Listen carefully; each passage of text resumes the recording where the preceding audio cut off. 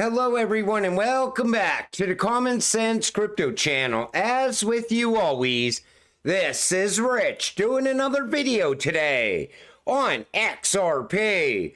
So I hope you're all having a wonderful day today wherever you are in this great world. We're gonna talk about XRP. But before I even get started, I still see a lot of you talking to the bots in the comment section. I am not sending you a WhatsApp number. I'm not talking to you about the Flare airdrop. Those are bots and they're trying to scam you out of your crypto.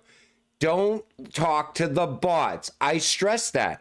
Do you honestly want to lose your crypto now? We are way too close now. I stress this all the time. And not only that, if the scammers get your crypto, they are going to get your financial freedom from you. You are not going to get your crypto back, and you are going to be left with nothing. Stop interacting with the bots. We're going to start with this. Watcher Guru says, just in, President-elect Trump considers crypto lawyer Teresa Goody Gillian to replace Gary Gensler as SEC chair. And this is her views right here. U.S. crypto and capital markets will thrive under President Trump. The public has loudly and clearly spoken. Current government has a responsibility to serve the will of the people. Government of the people, by the people, for the people. I really like her for the SEC. Johnny Deaton, he likes Brad Bondi. Take a listen. Of the short list that was first put out between these fellas for SEC chair, the only one that I could find that made any public statement affirmatively on DeFi and self-custody was Brad Bondi. And you know what he said? He said that self-custody in America, if our founders could foreseen it, it would have been in the Bill of Rights. And think about that. Digital property, right to property rights. It would be an inalienable right for an America, for a free society. I think everybody should have the right to self-custody, and that most likely would have been in the Bill of Rights. So Brad Bondi will fight for the retail investor. I just want to make sure that once crypto regulations come, that we still have access to crypto, that we don't have to go through some accredited investor just to buy a little bit of crypto. That's, in my opinion, the worst thing that could happen in this space. I like to buy my own crypto. I'm sure all of you like to buy your own crypto. Definitely, once you buy it, get it off the exchange. You don't leave your groceries at the grocery store. Don't leave your crypto at the exchange. Just leave whatever you plan to sell in this run. Get the rest of it off of there. Not your keys, not your crypto. My choice is Brian Brooks. I really like Brian Brooks. Emphasizes Donald Trump's past impact on crypto. Built the infrastructure for 2 all-time high cycles. And I think Brian Brooks understands the retail investor. He would keep the retail investor involved and look out for the retail investor as well. So he would definitely be my top choice. That's just my opinion. Brad Garlinghouse also talked about this earlier today. Take a listen to this. Hey, the rules are clear. Gary Gensler would testify in front of Congress and literally say the rules are clear, but in the next sentence he wouldn't answer the question, is ETH a security? So to me, it's just this, head in the sand. It's a new dawn for crypto in the United States, and I think we really can make this the heartbeat of the crypto and blockchain industry in the next 5 or 10 years. For so many people, they feel like the people who are writing these rules, writing the framework for crypto, actually don't understand it. I mean, do you think Gary Gensler actually understands the crypto business? One of the most frustrating things about Gary Gensler, he actually taught classes at MIT about crypto. And if you watch the videos of him teaching these classes, and then you listen to him after he became the chair of the SEC under Elizabeth Warren's kind of guidance. Oh, I see where you're going. It was a night and day difference. And so he is smart. He understands, but he's political. Extremely, and hypocritical. Yeah. You know, look, literally the federal courts were calling the SEC under his leadership, these are exact quotes, arbitrary and capricious, failing to follow a faithful allegiance to the law. Wow. They were even sanctioned in one case in Utah, that the SEC was sanctioned by a federal judge. This is not what we want from our government institutions. And I agree with Brad on that. So do you think when we finally see who Trump picks for the SEC, if they are really pro-crypto, that could be the next catalyst? What do you all think?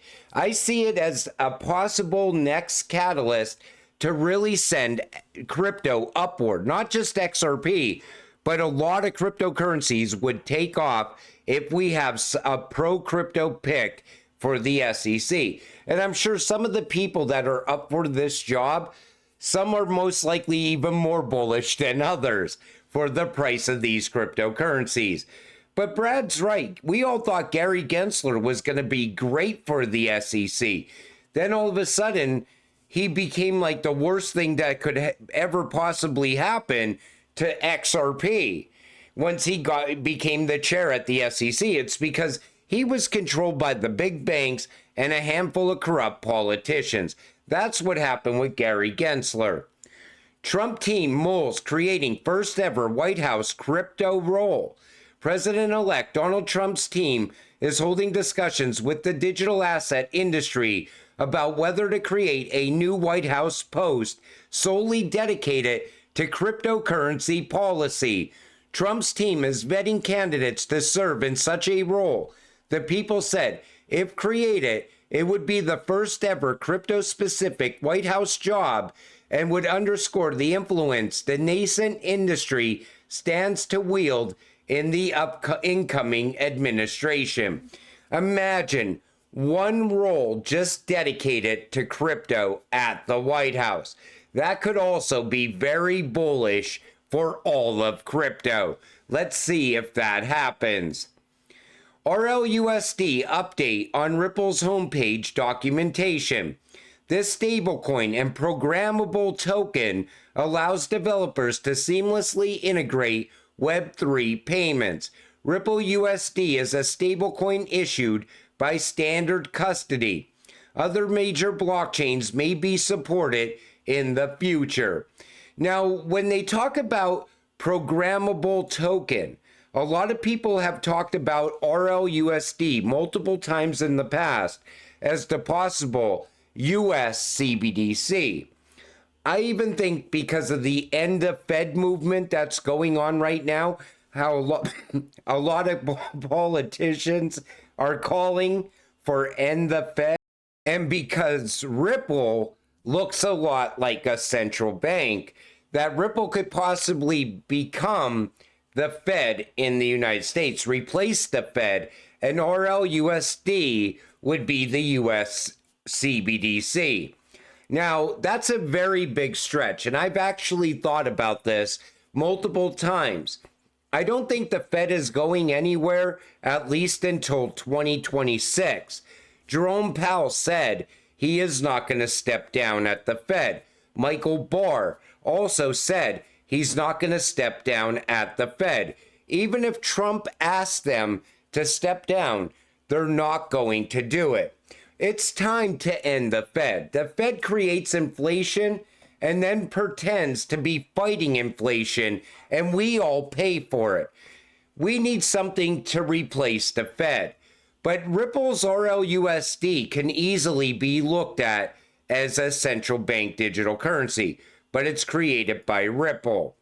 When lawsuits end, RLUSD begins. Instant payouts and easy fiat to stablecoin on-off ramps worldwide. Ripple USD availability will be subject to regulatory approval. So a lot of people think that we will not see RLUSD roll out until we have stablecoin regulations here inside the United States. Let's hope that gets done sooner than later, because if RLUSD goes live, that's going to be another catalyst that can send XRP. I think RLUSD is going to bring a lot of value to XRP right out of the gate.